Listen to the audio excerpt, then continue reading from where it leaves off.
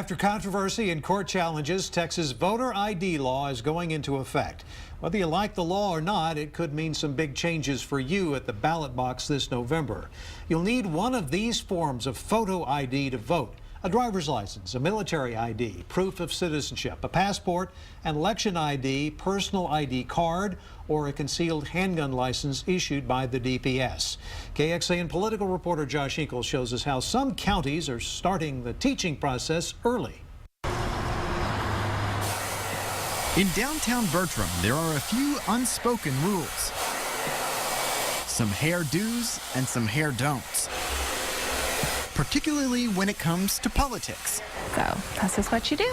Keeping customers away from such controversial topics is just part of Tina Jackson's policy.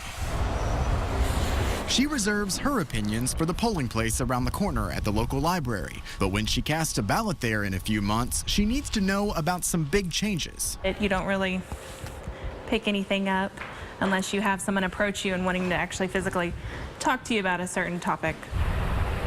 No one should be turned away at the polls. That's why Burnet County is beginning a campaign to educate voters about the state's new law to require a photo ID at the polls. And people do have questions because they are concerned, for instance, about an elderly family member being turned away for not having the proper form of identification. The county has about 42,000 people, and 26,000 of them are registered to vote. A lot for poll workers to take on with this new law. Well, let's say it's expired. Presentations like this, signs and notices to get the word out early. If your name is substantially different on your voter identification than on your photo ID, we would recommend you go ahead and working on that right now before we get to an election.